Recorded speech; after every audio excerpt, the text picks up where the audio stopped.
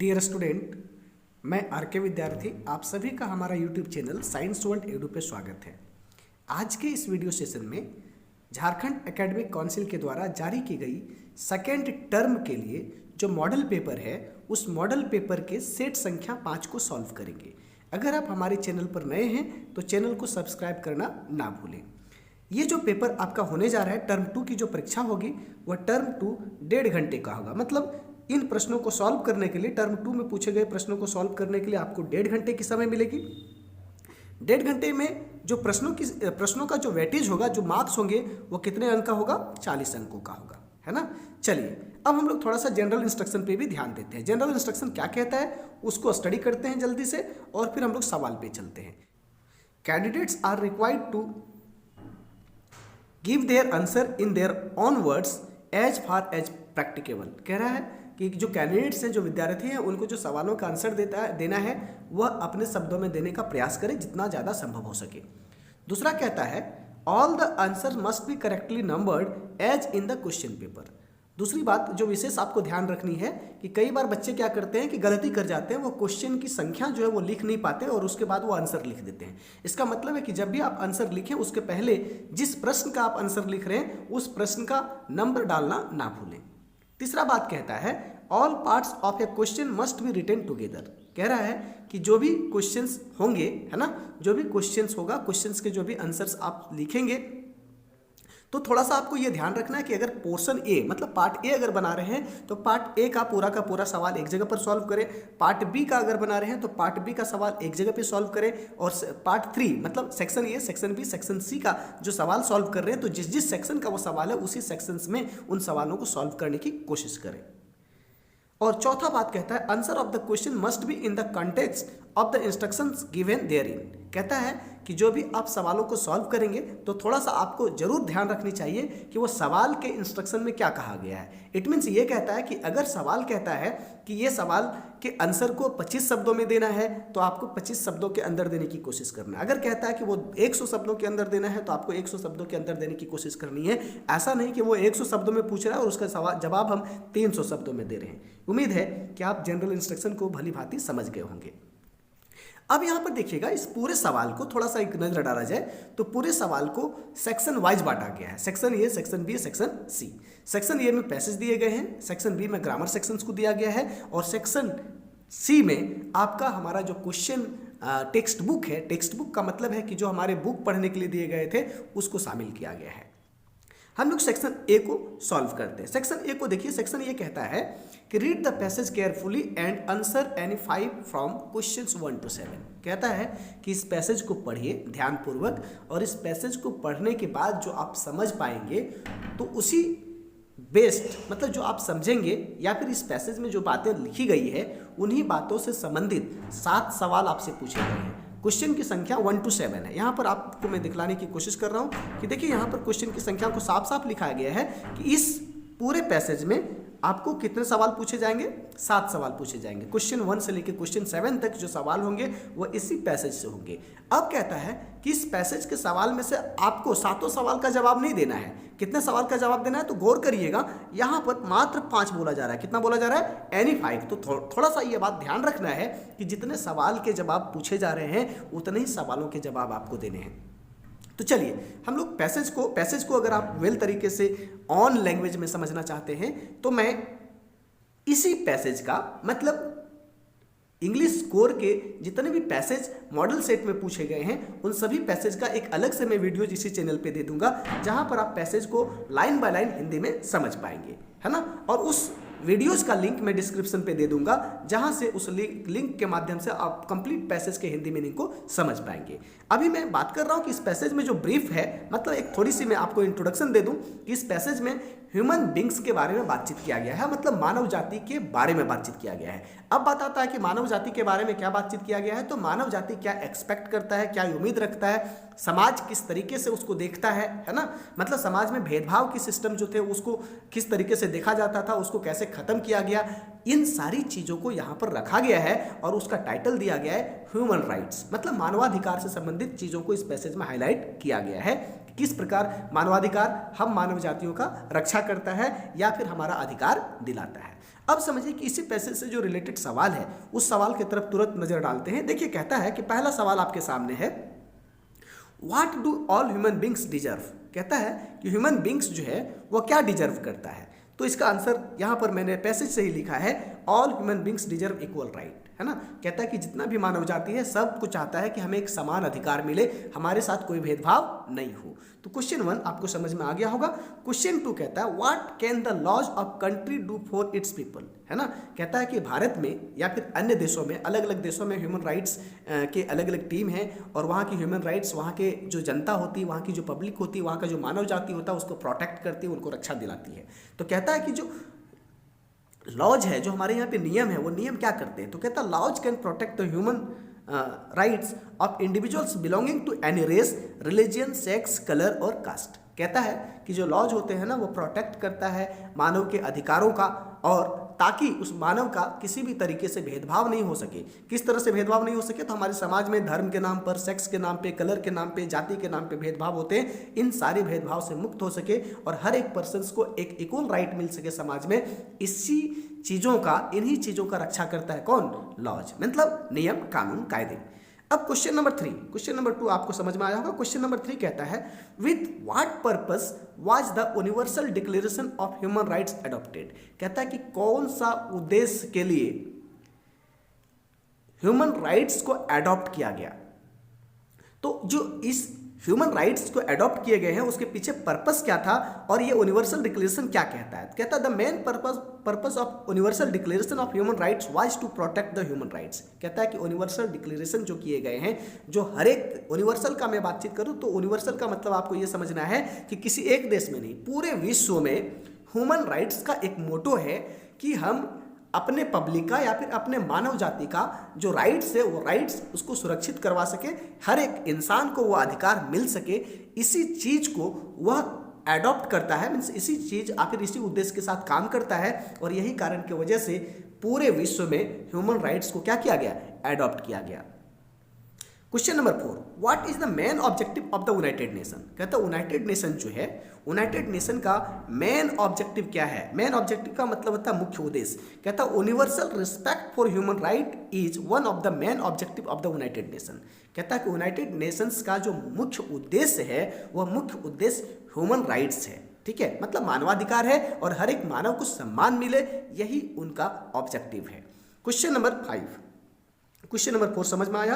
Question number 5 कहता है, what are the right include in the declaration. कहता है कि जो डिक्लेरेशन दिए गए हैं उस डिक्लेरेशन में क्या शामिल किया गया है। तो कहता है कि ह्यूमन राइट्स के लिए 30 आर्टिकल्स हैं। कितने आर्टिकल्स हैं, 30 आर्टिकल्स जो डिक्लेरेशन किए गए हैं, जो घोषणा किए गए हैं, उस घोषणा के आधार पर कितने आर्टिकल्स को लागू शामिल किया गया है। तो 30 आर्टिकल्स को शामिल किया गया है, जिसका जो उन 30 आर्टिकल्स में जिन चीज़ों को रखा गया, उन 30 आर्टिकल्स में जिन जिन चीज़ों को शामिल किया गया वह सिविल है, पॉलिटिकल है, इकोनॉमिक है, सोशल है एंड कल्चरल राइट्स है। इन चीज़ों को शामिल किया गया है किसमें, आपका जो आर्टिकल्स है, जिस आर्टिकल्स को डिक्लेरेशन किया गया उस आर्टिकल्स में इन सारी चीज़ों को शामिल किया गया है।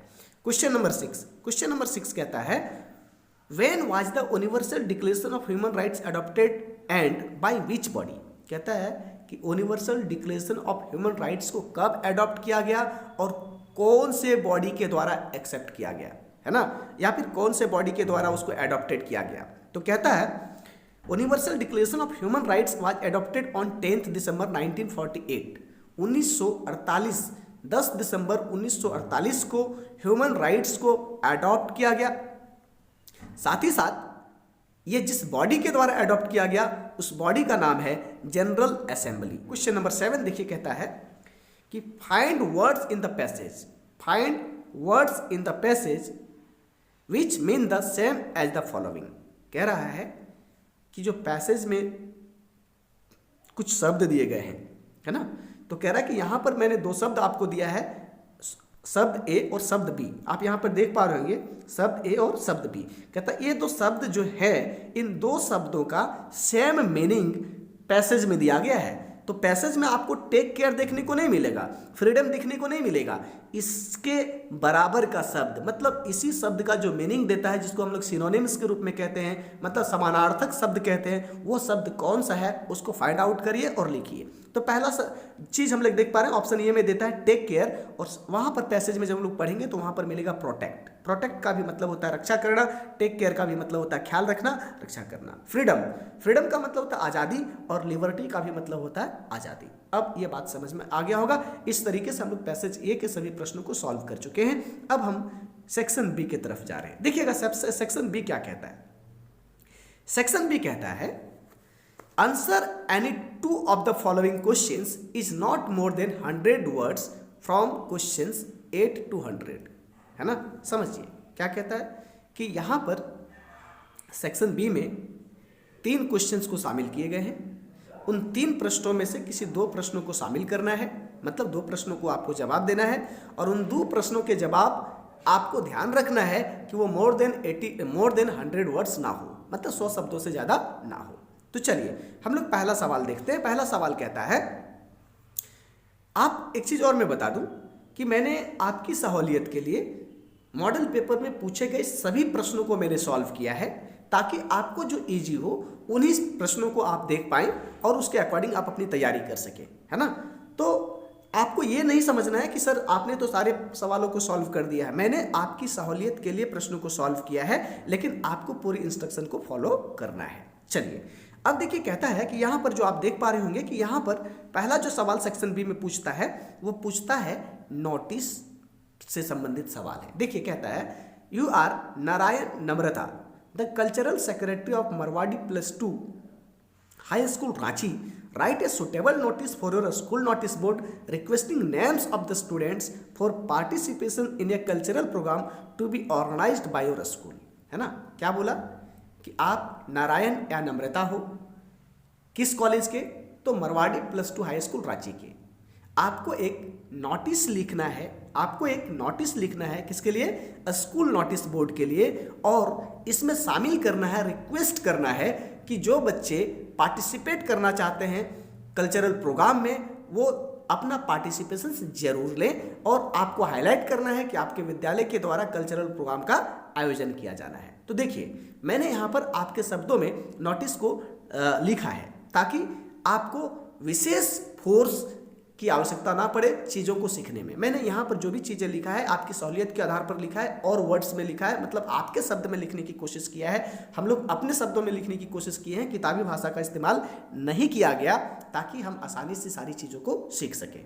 देखिए पहला काम, जब भी आप नोटिस लिखेंगे तो मैं आपको बता दूं कि नोटिस लिखने के लिए सबसे पहले आपने यहाँ देखा होगा कि मैं यहाँ पे टाइटल लिखा हूँ, मतलब हेडिंग्स लिखा हूँ, नेम ऑफ द स्कूल। तो नेम ऑफ द स्कूल यहाँ से ही मैंने लिया है, जैसा कहा गया है प्रश्नों के द्वारा मैंने वैसे ही यहाँ पर फॉलो किया है और यहाँ पर पुट किया है। क्या सवाल कहा है, सवाल कहता है कि मरवाड़ी +2 हाई स्कूल रांची, मैंने वही लिखा है मरवाड़ी +2 हाई स्कूल रांची। अब कहता है कि इसके जस्ट नीचे हम लोग नोटिस लिखते हैं, इसके जस्ट नीचे हम लोगों ने नोटिस लिखा है, लेफ्ट हैंड साइड में डेट लिखते हैं। कौन सा डेट, जिस डेट को हम नोटिस बोर्ड पर लिख रहे होते हैं, ठीक है। लेकिन आपको एक बार मैं और बता दूं कि कई बार बच्चे यहाँ पर गलतियाँ करते हैं। कौन सी गलतियाँ करते हैं कि उन्हें डेट पता नहीं चल पाता है कि कौन से डेट पे लिखना है, कौन सा डेट का सिलेक्शन करना है। कई बार हमें जो प्रश्न है वो कह सकते हैं कि ओझल कर देते हैं, आप फिर कह सकते हैं कंफ्यूजन में डाल देते हैं, जहां पर बच्चों का नंबर कटता है। सपोज मैं आपको समझाने की कोशिश कर रहा हूं, आप पूरी तरह से समझ जाएंगे। सपोज मान के चलिए कि आपसे पूछा गया है गांधी जयंती के बारे में और आप डेट डाल रहे हैं दिसंबर का, तो कहीं ना कहीं वो नोटिस क्या हो जाएंगे, गलत हो जाएंगे, क्योंकि गांधी जयंती अक्टूबर में मनाया जाता है और बच्चे यहाँ गलतियां करते हैं कि वो गांधी जयंती तो जरूर देखते हैं, लेकिन उसे याद नहीं रहता कि डेट कौन सा डालना है, और वह डेट डाल देते हैं दिसंबर का। तो आपको थोड़ा सा केयरफुली चीज़ों को समझना है कि हमें क्या कहा गया है। यहाँ पर सीधा बोला गया है कल्चरल प्रोग्राम के बारे में, इसीलिए आप स्वतंत्र हैं, हम स्वतंत्र हैं किसी भी डेट को चुनने के लिए, है ना। लेकिन अगर ऐसा डेट दे देता टीचर्स डे, तो ऑब्वियसली हमें मजबूरन डेट चुनना होता। कब, 5 सितंबर से बिफोर का, क्योंकि नोटिस हम उसी डेट नहीं लिखते, उसके पहले लिखते हैं, या सेम डेट के भी लिखनी हो तो सेम डेट के अकॉर्डिंग क्या होता है कि क्वेश्चंस होते हैं। तो थोड़ा सा यहाँ पर आप फोकस करेंगे ताकि आपके परीक्षा में अधिकतम से अधिकतम मार्क्स उठ सके। देखिए मैंने लिखा, this is inform to all the students that our school is going to organise a cultural programme on the occasion of Gandhi Jayanti, है ना। सभी विद्यार्थियों को सूचित किया जाता है कि आपका विद्यालय कल्चरल प्रोग्राम का आयोजन करने जा रहा है। कब? गांधी जयंती के अवसर पर। तो ये आप नोटिस करिएगा, यहाँ पर थोड़ा सा ध्यान दीजिएगा कि मैं गांधी जयंती 2 अक्टूबर को मनाया जाता है और मैंने नोटिस का डेट कब दिया है? 15 सितंबर 2021 का। इसका मतलब ये है कि गांधी जयंती अक्टूबर में है और उसके पहले ही मैं बच्चों को क्या कर रहा हूँ? इन्फॉर्म कर रहा हूँ। ठीक है, कहता है विथ ग्रेट पॉम्प, और ये जो ओकेजन होगा, ये जो सेलिब्रेशन होगा कल्चरल प्रोग्राम का, वह बहुत ही धूमधाम से होगा। Interested students who wants to take participate in this programme, कहता है कि वैसे विद्यार्थी जो रुचि रखते हैं इस तरह के कार्यक्रम में भाग लेने का, inform his her name to our school cultural secretary, कृपया आप अपना नाम अपने स्कूल के कल्चरल सेक्रेटरी को इन्फॉर्म कर दें। कब? बिफोर 25 सितंबर, 25 सितंबर से पहले, है ना। इस तरीके से हमारा नोटिस क्या हो जाता है? कंप्लीट हो जाता है। अब हम चल रहे हैं अगले सवाल की तरफ में। अगला सवाल कहता है कि you are Mukul Mansi of जिला +2 high school Ranchi, corona vaccination camp was organised in your school for 15 years to 18 years age group people, write report for your school magazine, है ना। कहता है कि आपके विद्यालय में 15 से 18 वर्ष के बच्चों के लिए वैक्सीनेशन कैंप का आयोजन किया गया है। आप एक आर्टिकल लिखे, आप एक रिपोर्ट लिखे जिस रिपोर्ट को स्कूल मैगजीन में पब्लिश किया जा सके। देखिए, मैंने यहाँ पर भी आपके शब्द में डेवलप करने की कोशिश किया है ताकि बिना किसी हेजिटेशन का आप इसे समझ सके, याद कर सके। तो एक चीज़ और यहाँ पे आपको मैं गौर करूँ, आपको समझाने की कोशिश करूँगा कि अगर आप वास्तव में इंग्लिश में बेहतर अंक लाना चाहते हैं, है ना, तो हमारे चैनल पर बने रहें। आपको हमेशा उन्हीं चीज़ों को पढ़ाया जाएगा, उन्हीं चीज़ों को सिखाया जाएगा जो परीक्षा के दृष्टिकोण से महत्वपूर्ण होता है। और इतना ही नहीं, जो भी मैसेज आपको दिए जाएंगे, जो भी चीज़ें आपको दी जाएगी, वो सटीक होगा और आसान भी होगा। तो देखिए, यहाँ पर जो रिपोर्ट मैंने आपको लिखा है वो किससे रिलेटेड है? सवाल से रिलेटेड। सवाल हमारा क्या कहता है कि थोड़ा सा एक बार गौर करिए। सवाल हमारा कहता है कि जो रिपोर्ट आपको लिखना है वो लिखना है कोरोना वैक्सीनेशन कैंप पर। मैंने यहाँ पर कोरोना वैक्सीनेशन कैंप पर ही एक रिपोर्ट डेवलप किया है, जो आप यहाँ पर देख पा रहे होंगे, report on corona vaccination camp, है ना। साथ ही साथ कहता है कि आपको एक विशेष ध्यान रखना है कि ये जो वैक्सीनेशन कैंप का आयोजन किया गया वो कितने साल के लिए किया गया?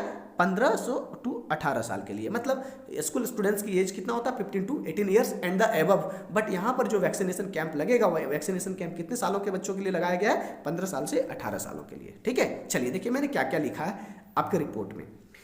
कहता है कि अब एक चीज़ और, कि जब आप रिपोर्ट लिख रहे होते हैं तो आपको ध्यान रखना है कि आपको अपना नाम टाइटल के राइट हैंड साइड पे रखना है। देखिए, मैंने टाइटल ये है, इसको हम लोग टाइटल कहते हैं। जो आप देख पा रहे होंगे, ये हमारा टाइटल है रिपोर्ट का, और उसके राइट हैंड साइड पे मैंने क्या लिखा है? तो राइट हैंड साइड में देखिएगा मैंने नाम लिखा है, किसका? जो रिपोर्ट को लिखेगा उसका। अगर सवाल में नाम दिया हुआ है देन सवाल का नाम ही लिखेंगे, और सवाल का नाम अगर नहीं लिखा हुआ है तो आप स्वतंत्र हैं, कोई XYZ नाम ले लेंगे। चलिए देखिए, आप आगे बढ़िए। आगे कहता है corona vaccination camp was organised at our school on 25 January 2020। कह रहा है कि कोरोना वैक्सीनेशन कैंप हमारे विद्यालय में आयोजन किया गया। कितना जनवरी को? 25 जनवरी 2022 को। This vaccination camp was mainly organised for the school students. और यहाँ पर जो आयोजन किया गया इस कैंप का, ये कैंप का आयोजन स्पेशली किसके लिए किया गया है? स्कूल स्टूडेंट्स के लिए। यहाँ पर ये जो टर्म है एंड स्टाफ्स, ये मैं काट दिया हूँ, इसको लिखने की कोई आवश्यकता नहीं। क्यों? क्योंकि क्वेश्चन हमें बोल रहा है कि स्कूल स्टूडेंट्स के लिए किया गया, चल सके। अब देखिए आगे मैं बात कर रहा हूँ। कहता है कि during this all protective measures related to कोविड-19। कह रहा है कि इस वैक्सीनेशन कैंप के दौरान कोरोना से रिलेटेड जितने भी प्रोटेक्टिव मेजर्स होते हैं उन सभी चीज़ों को एडॉप्टेड किया गया था, मीन्स ध्यान में रखा गया था। The principal of our school said that, हमारे विद्यालय के प्रिंसिपल ने कहा that if we want to defeat corona, अगर हम कोरोना को हराना चाहते हैं, then it is necessary to get ourselves and our family vaccinated. तब हमें तो वैक्सीनेटेड होना ही पड़ेगा, साथ ही साथ हमें परिवार के लोगों को भी वैक्सीनेट कराना पड़ेगा, मीन्स परिवार के सदस्यों को भी वैक्सीनेटेड होना जरूरी है।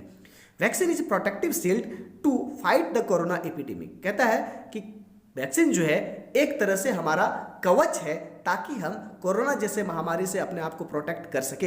He said that developing a collective immunity by getting more and more vaccinations. कहता है, उन्होंने ये कहा कि अगर हम कोरोना से लड़ना चाहते हैं तो अधिकतम से अधिकतम लोगों को वैक्सीनेशन कराना पड़ेगा ताकि हमारे अंदर इम्यूनिटी का डेवलपमेंट हो सके। We will be able to save the society from the coming danger of corona virus in future, ताकि भविष्य में आने वाले कोरोना वायरस जैसे चीज़ों से हम अपने आप को सुरक्षित रख सके या फिर उनके खतरे को टाल सके। In this vaccination camp doctor drawn and his team were vaccinated against Covid vaccine. कहता है कि इस पूरे कार्यक्रम में डॉक्टर ड्रॉन और उनकी टीम ने पूरी अपनी सूझबूझ से लोगों को वैक्सीनेट किया। 225 people were vaccinated under this camp. 225 लोग इस कैंप के अंदर वैक्सीनेट हुए। NCC volunteers played an important role in making this camp a successful. और हमारे विद्यालय के जो एनसीसी वॉलेंटियर्स थे उन लोगों का काफ़ी महत्वपूर्ण रोल रहा इस कैंपेन को या फिर इस वैक्सीनेशन कैंप को सक्सेस कराने में। उम्मीद है कि ये बात अब पूरी तरह से आप समझ गए होंगे। अब देखिए क्वेश्चन नंबर 3। हालांकि आपको एनी 2 ही सॉल्व करना था, लेकिन मैं आपको बता चुका हूं कि मैं क्वेश्चन 3 क्यों सॉल्व किया हूं, ताकि आपको जो इजी लगे उसको आप सीख सके, है ना। परीक्षा में आपको 2 ही सवालों को सॉल्व करना है, लेकिन हम आपकी सहूलियत के लिए तीनों प्रश्नों को सॉल्व किया है। अब देखिए यहां पर बातचीत किया गया है, जो ये तीसरा सवाल है वो तीसरा सवाल लेटर है। कौन सा है? Letter.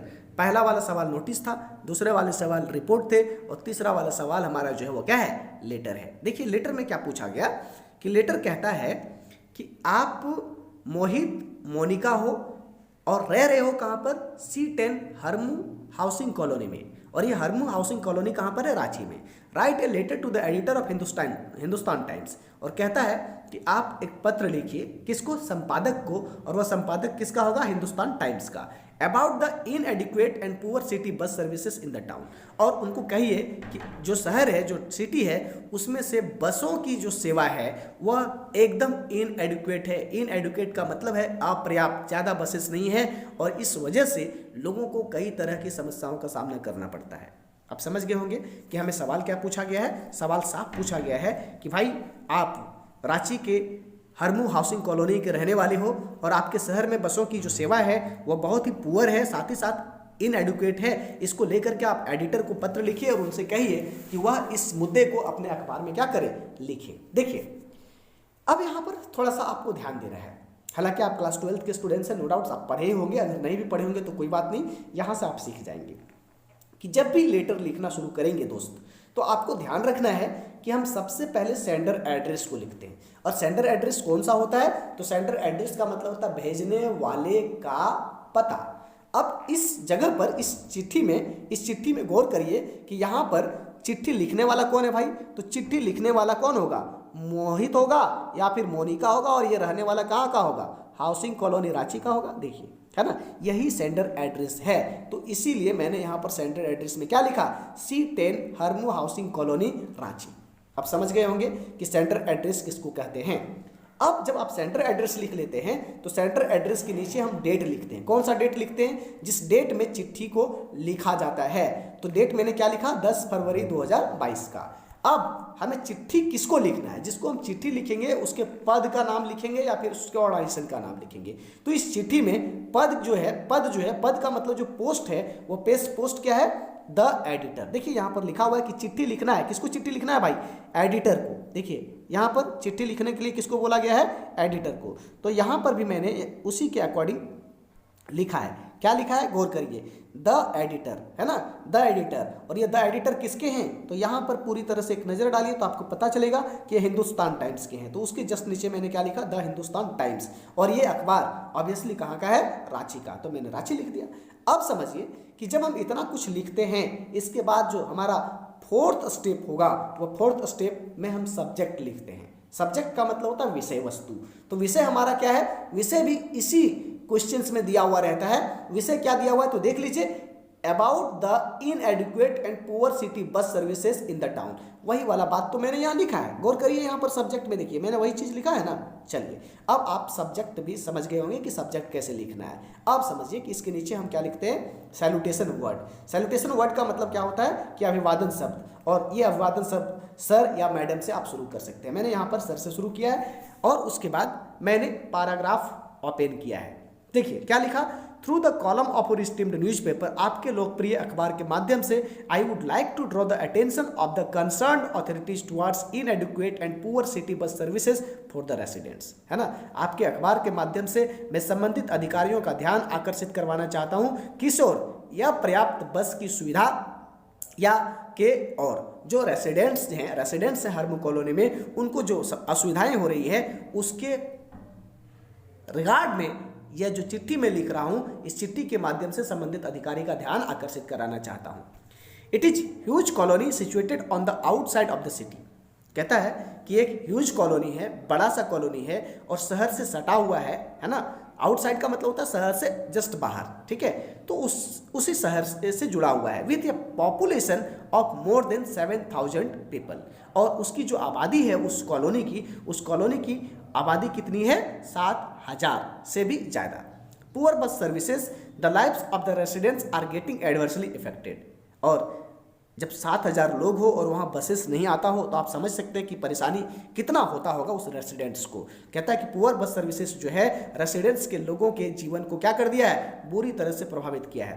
People have to walk a long distance to reach bus stop. लोगों को बस स्टॉप तक पहुँचने के लिए लंबी दूरी तय करना होता है। Since the frequency of the buses in this area is low, जबकि इस एरिया में बसों की संख्या, कारण क्या है कि इस एरिया में बसों की संख्या काफ़ी कम है। People have to wait 30 minutes to 1 hour. लोगों को 1 घंटे से मतलब 30 मिनट से लेकर के 1 घंटे तक इंतजार करना पड़ता है। The buses coming from the other side are always overcrowded. दूसरी तरफ से जो बस आ रहे होते हैं, मतलब दूरी से जो बस आ रहे होते हैं, उन बसों में ओवर क्राउडेड होता है, मीन्स बैठने की जगह नहीं होती है। Most affected are the school children and office staffs. कहता है कि सबसे ज़्यादा प्रभावित जो होते हैं वो कौन होते हैं, तो बच्चे होते हैं जो विद्यालय जाने वाले होते हैं, साथ ही साथ ऑफिस जाने वाले स्टाफ्स होते हैं। They have to hire expensive modes of transport. उन्हें खर्चीले संसाधनों को, मीन्स यातायात के साधनों को हायर करना होता है, सच एज रिक्शा और ऑटो रिक्शा। या फिर वो रिक्शा को हायर करते हैं या फिर ऑटो रिक्शा को हायर करते हैं। यहाँ पर हायर का मतलब आपको समझना है भाड़े पर। हायर का मतलब क्या समझना है, भाड़े पर लेना पड़ता है। Several times I inform the issues to the authorities. कहता है कई बार मैंने ऑथोरिटीज को इसके संबंध में सूचित किया, बट दे डिड नॉट पे एनी अटेंशन टुवर्ड्स इट। लेकिन उन लोगों ने कोई ध्यान नहीं दिया। I hope that you will read above mention facts and publish the issue in your esteemed newspaper. मुझे उम्मीद है कि आप ऊपर लिखी गई बातों को समझेंगे और अपने लोकप्रिय अखबार में पब्लिश करेंगे, सो दैट ताकि concern authorities will look into the matter and take a concrete step to solve the issues at the earliest. ताकि संबंधित अधिकारी मामले को देखेंगे और ठोस कदम लेकर के जितना जल्दी हो सकेंगे प्रॉब्लम को सॉल्व करेंगे। यहाँ तक लिखने के बाद हम लोग क्या लिखेंगे, थैंक यू, और उसके नीचे लिखेंगे और सिंसियरली मोनिका। ये बात तो आप जानते होंगे कि चिट्ठी जब हम लोग क्लोज करते हैं तो ये बात लिखते हैं, ठीक है। चलिए अब हम चल रहे हैं आगे। अगला सेक्शन सी जो है सवाल, अब यहाँ पर सेक्शन सी में आपको समझा दूं कि सेक्शन सी में जो सवाल पूछे जाएंगे या सेक्शन सी में जो सवाल पूछे जाते हैं वह सेक्शन सी में पूछा जाने वाला सवाल कौन होता है, तो आपके बुक से होता है। तो आपके पास 2 बुक है क्लास 12th में। पहला बुक है फ्लेमिंगो और दूसरा बुक है जिसको हम कहते हैं विस्टास। तो ये 2 किताबों से यहाँ पर सवाल को शामिल किए जाएंगे सेक्शन सी में। देखिए हम लोग पहला सवाल देखते हैं। पहला सवाल को देखने से पहले जो इन्फॉर्मेशन दिया हुआ उस इन्फॉर्मेशन को हम लोग रीड करते हैं। देखिए क्या कहता है, answer any 5 of the following question in not more than 50 words from the question 11 to 17। कहता है कि हम सवालों को सॉल्व करने से पहले आपको यह बता दिया गया कि आपको 5 से अधिक सवाल दिए गए हैं, मतलब आपको सवाल 7 दिए जाते हैं और उन 7 सवालों में से 5 सवाल को सॉल्व करना होता है। और सवालों का जो आंसर आप डेवलप करेंगे वो सवालों का आंसर कितने शब्दों में करेंगे, 50 शब्दों में करेंगे। ध्यान रहे, ऐसा नहीं कि हम उसे 100 शब्दों में कर रहे हैं, 150 शब्दों में कर रहे हैं। थोड़ा सा जो इंस्ट्रक्शन दिए जाते हैं उसको फॉलो करने से आपके समय बचेंगे और उसके अकॉर्डिंग आपको अंक भी मिलेंगे। तो देखिए पहला सवाल क्या कहता है, बहुत ही इंटरेस्टिंग सवाल पूछा गया है। How much money did the old crofter has in his pouch, how did he earn that. कहता है कि ओल्ड क्राफ्टर जो है उनके बटुए में कितना रुपया था, है ना, और वो रुपया कैसे कमाया था, ये सवाल पूछा जाता है। तो अब बात आता है कि ये सवाल उठाया कहाँ से गया है। तो दोस्त मैं आपको बताऊंगा कि आपने चैप्टर पढ़ा होगा रैट ट्रैप, और रैट ट्रैप में दो लोगों के बारे में चर्चा की गई थी, एक पैडलर के बारे में चर्चा किया गया था और एक क्रॉफ्टर के बारे में चर्चा किया गया था।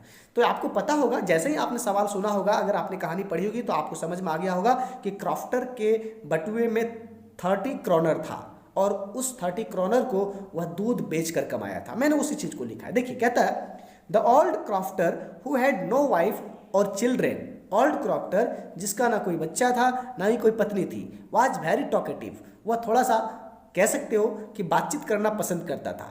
He worked at the Ramsjo iron works, जो कहाँ पे काम करता था, रामसो आयरन वर्क्स में काम करता था।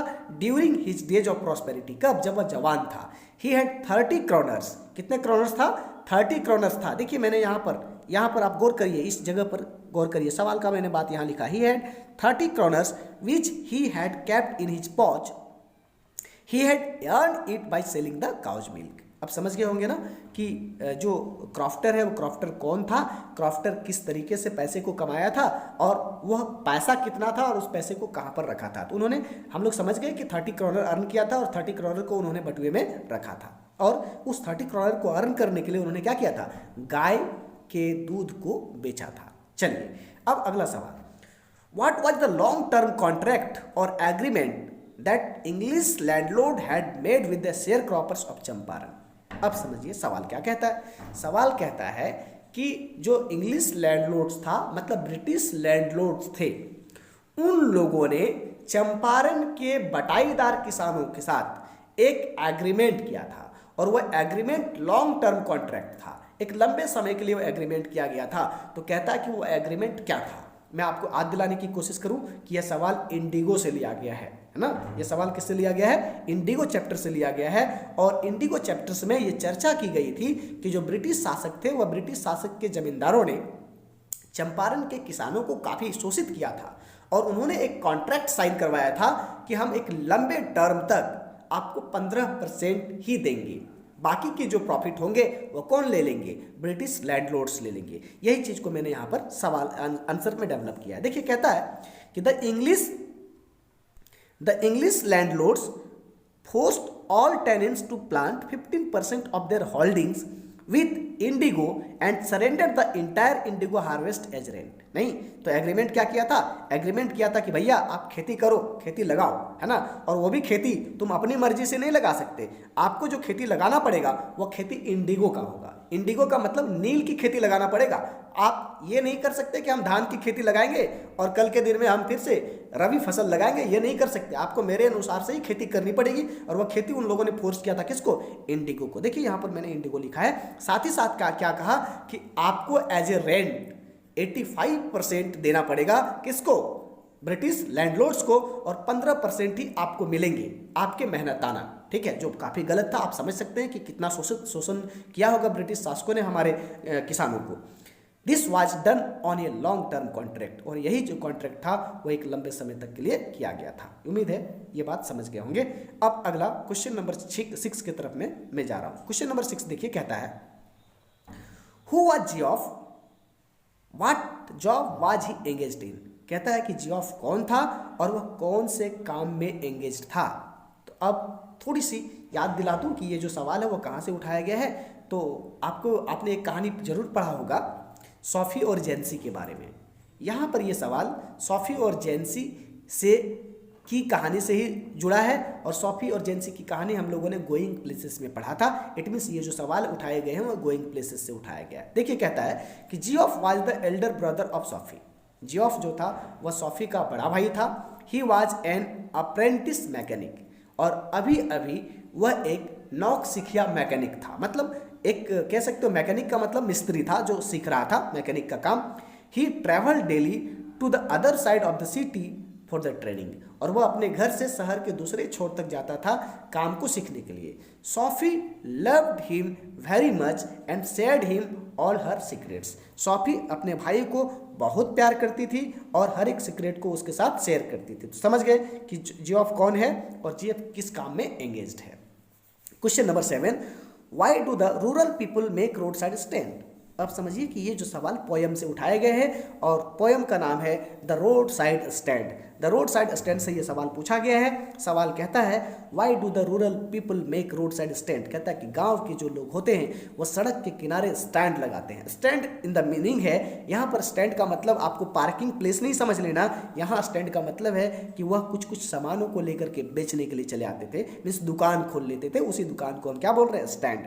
कहता है कि the rural people who make road side stand they want to earn some extra money from the city dwellers. कहता है कि उन लोग जो रोड साइड स्टैंड लगाते थे, ग्रामीण लोग, वह इसलिए लगाते थे ताकि वह कुछ एक्स्ट्रा मनी अर्न कर सके शहर के लोगों से। दे एक्सपेक्ट, वे लोग उम्मीद करते हैं, the passengers will buy some eatables from their shop, है ना, वे उम्मीद करते हैं कि उनके दुकान से जो पैसेंजर्स है वो कुछ सामान खरीदेंगे and help them to remove their faint, और उनकी उदासियां को खत्म करने में मदद करेंगे। Question number 7। क्वेश्चन नंबर 8 कहता है what is a बोवर, what kind of sleep does it provide. कहता है कि बोवर क्या है ना, और ये किस प्रकार के स्लीप को प्रोवाइड करता है। बोवर का मतलब होता है छाया। बोवर का मतलब क्या होता है, छाया, है ना। तो देखिए मैंने लिखा है बोवर is just like a quite shady place. कहता है कि बोवर कुछ नहीं है, बस किसी पेड़ के छाया, किसी पेड़ के नीचे जो छाया होता है उसी को हम बोवर कहते हैं। This give us A sleep of full sweet dreams. और जब कभी हम छाए में जाते हैं गर्मी के दिनों में तो ऐसा प्रतीत होता है कि हम एक बहुत बेहतर जगह पर हैं जहाँ पर लोग एकदम फुल ऑफ स्वीट ड्रीम्स ले पाते हैं। It provides S tranquillity and mental peace, जहाँ से हमें शांति मिलती है, समृद्धि मिलती है ना। Question number 9। What types of stories did Jack usually tell his daughter. कहता है कि जैक जो है वो हमेशा अपनी बेटी को किस प्रकार की कहानियां सुनाया करते थे, है ना। अब ये बात थोड़े से मैं याद दिला दूं कि ये जो कहानी ली गई है वो किससे लिया गया है। तो आपने कहानी जरूर पढ़ा होगा रोजर स्कंक के बारे में, बहुत ही पॉपुलर कहानी है, बहुत ही अच्छी कहानी है ना। और उस चैप्टर का नाम है शूड विजार्ड हेट मम्मी, है ना। तो कहता है कि what types of stories did Jack usually tell his daughter. Jack अपनी बेटी को प्रायः किस तरह की कहानियां सुनाया करते थे। तो Jack told her stories out of his head. Jack अपनी बेटी को अपने ही मन से बनाई हुई कहानी को सुनाया करते थे। The basic line of the story use to be same with little variation. हर एक कहानी का बेसिक लाइन सेम होता था, थोड़ा बहुत परिवर्तन करते थे। The story always use to be about a creature named Roger Fish. कहता है कि हमेशा कहानी में एक क्रिएचर के बारे में चर्चा की जाती थी जिसका नाम होता था रोजर, या फिर रोजर के साथ वो फिश जुड़ जाए, स्कंक जुड़ जाए, ये सारी चीज़ें जुड़ जाती थी। It always had a wise all. कहानी में एक हमेशा बुद्धिमान उल्लू होता था और एक जादूगर होता था एज द मेन कैरेक्टर, मुख्य पात्र के रूप में। अब question number 10। Question number 10। What advice did Anand offer बामा। कहता है कि आनंद बामा को क्या ऑफर करता है ना, या फिर किस तरह की सलाह उसे दिया। मतलब क्यों कह सकते हैं कि आनंद जो है वो अपनी बहन बामा को क्या सलाह दिया, है ना। अब यहाँ पर आनंद कौन है और बामा कौन है मैं आपको समझाने की कोशिश करता हूँ। थोड़ा सा आप ऑब्जर्व करेंगे, थोड़ा सा आप इमेजिंग करेंगे तो आपको कहानी समझ में आ जाएगा। अपने क्लास में एक कहानी की चर्चा की गई थी, मेमोरीज ऑफ चाइल्डहुड, और ये जो सवाल है वह मेमोरीज ऑफ चाइल्डहुड से उठाया गया है।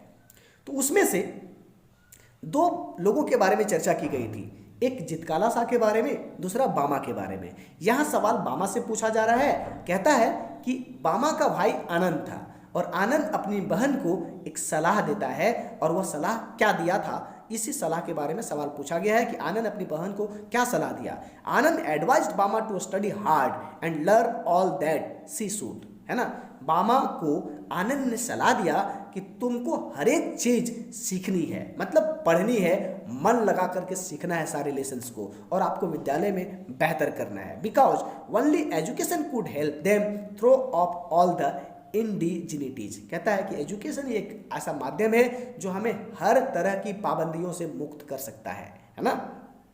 यह सलाह किन्होंने दिया था, आनंद ने। किसको, बामा को। अब हम लॉन्ग क्वेश्चंस की तरफ में बढ़ रहे हैं। एक नजर डालिए। Answer any one of the following question in not more than 100 words from questions.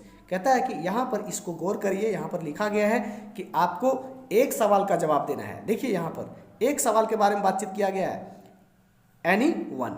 Any one सवाल, मतलब 2 सवाल हैं, 2 सवाल में किसी एक सवाल को सॉल्व करना है। और थोड़ा सा ध्यान रखना है कि यहाँ पर जो सवाल देंगे, आंसर जो देंगे वो कितने शब्दों में देंगे, 100 शब्दों में देंगे। देखिए यहाँ पर मैं दोनों सवालों को सॉल्व किया हूँ ताकि आपको जो सवाल आसान लगे उसी सवाल को आप लर्न कर लेंगे। मैं तो कहूँगा कि आप दोनों ही सवाल लर्न करके जाएं ताकि परीक्षा में आपको ज़्यादा से ज़्यादा हेल्प हो सके।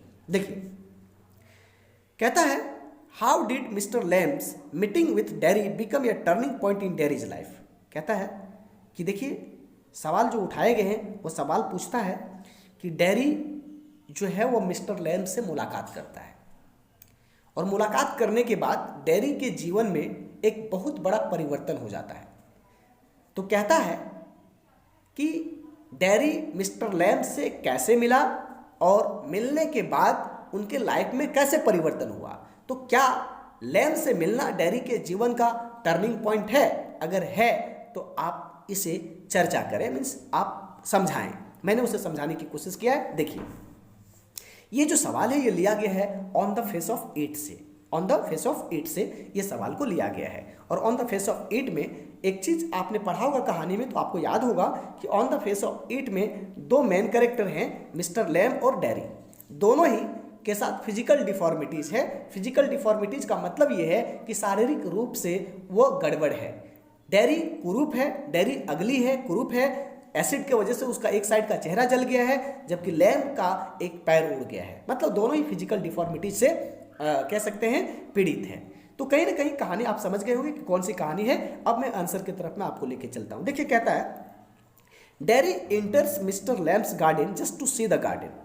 डेरी जो है वो मिस्टर लैम के गार्डन में सिर्फ बगीचा को देखने के उद्देश्य से प्रवेश करता है। But he meets to Mr Lamb, और इसी बीच में उसकी मुलाकात मिस्टर लैम से हो जाती है in the garden and they have a long conversation. और उन दोनों के बीच में एक लंबी बातचीत होती है। The desire to live a full life in spite of the physical deformities and social alienation draws Derry towards Mr Lamb's. तो कहता है कि जब इन दोनों के बीच में बातचीत होती है तो डेरी के अंदर एक डिजायर पैदा हो जाता है, एक इच्छा जागृत हो जाती है कि अब वह फिजिकल डिफॉर्मिटीज और सोशल एलिनेशन के बावजूद भी वह क्या करेगा, मीन्स जिंदगी को जिएगा। किसके अनुसार? मिस्टर लैम के अनुसार। Derry will not recluse again. Derry पुनः पुरानी भावनाओं में नहीं जाएगा। Mr Lamb's association with him has given birth to the desire in Derry. Mr Lamb के बीच में जो बातचीत हुआ उस बातचीत से यह काफ़ी इंस्पायर्ड हुआ और उसके अंदर एक नई जीवन जीने की इच्छा जागृत हो गई। या desire to live with his deformities, एक ऐसी इच्छा कि वह डिफॉर्मिटीज के साथ, मतलब अपांगता के साथ या फिर कह सकते कुरूपता के साथ वह जीवन को जिएगा। या desire to face the world, पूरी दुनिया के लोगों का सामना करेगा विथ या हाफ फेस, आधे चेहरे से। He has now stopped worrying about his burned face, और अब वह अपने जले हुए चेहरे के बारे में क्या नहीं करेगा, चिंता नहीं करेगा। He wants to look at the world, he wants to improve himself so from now and what was. और अब डेरी क्या करेगा, अभी से और आगे भी अपने आप को इम्प्रूव करेगा, अपने जले हुए चेहरे के बारे में चिंता नहीं करेगा। Dairy will lead a life full of ambitions, है ना। कहता है कि अब जो डेरी है वह पूरे जीवन को पूरी तरह से एक कह सकते हो लक्ष्य के साथ जिएगा and a desire to do something, और ताकि वह जीवन में कुछ कर सके, है ना। अब वह जले हुए चेहरे को लेकर के परेशान नहीं होगा। इस तरीके से मिस्टर लैम और डेरी के बीच में हुए कन्वर्सेशन डेरी के जीवन का टर्निंग पॉइंट होता है। चलिए क्वेश्चन नंबर 12। क्वेश्चन नंबर 12 कहता है, attempt a character sketch of the crofter, how did he treat the peddler. कहता है कि आप कैरेक्टर स्केच लिखिए। कैरेक्टर का मतलब होता है चरित्र के बारे में चर्चा करिए। हालांकि ये सवाल मैक्सिमम क्लास 10th में पूछा जाता है, आप 12th में भी शामिल किया गया है, तो कोई बात नहीं। हम लोग क्रॉफ्टर के चरित्र के बारे में यहाँ चर्चा करेंगे कि क्रॉफ्टर का चरित्र कैसा था। How did he treat the peddler, साथ ही साथ ये भी चर्चा करेंगे कि उन्होंने पैडलर को कैसे ट्रीट किया। ट्रीट का मतलब होता है उनका कैसा स्वागत किया। कहता था crofter was a retired iron master. Crofter जो है वह एक रिटायर्ड आयरन मास्टर था। He was an old man with no wife और चिल्ड्रेन। कहता है कि उसके ना कोई पत्नी थे ना ही कोई बच्चे थे। Living alone in his cottage, वह अपने घर में अकेले रहा करते थे। He was a kind and caring person as evident from his offering to the peddler. यह दिखलाता है कि वह एक पैडलर को ऑफर करता है अपने घर में ठहरने का, जिससे पता चलता है कि जो क्रॉफ्टर है वो कैसा है, काइंड हार्टेड है ना। He not only allowed the peddler to stay at his cottage, उन्होंने पेडलर को सिर्फ अपने यहाँ ठहरने नहीं दिया फॉर द नाइट, रात में, but also offered him a supper, यहाँ इतना ही नहीं, उन्होंने रात्रि भोजन भी उसे कराया। He was also a lonely man, वह एक अकेलापन इंसान था। Today he was very happy to receive the company of the peddler, आज वो काफ़ी खुश था क्योंकि उसे एक व्यक्ति मिल गया था जिसके साथ वह बातचीत कर सकता था। He also gave him tobacco to smoke, उन्होंने पैडलर को टोबैको दिया स्मोक करने के लिए, and played card with him, और उसके साथ बैठ करके कार्ड भी खेला। In this way he treated the peddler in his cottage, इस तरीके से क्रॉफ्टर ने पैडलर का क्या किया, स्वागत किया। धन्यवाद। उम्मीद है कि यह लेसन आपको पूरी तरह से समझ में आ गया होगा। इसी तरह के वीडियोज के लिए आप हमारे चैनल पर बने रहें।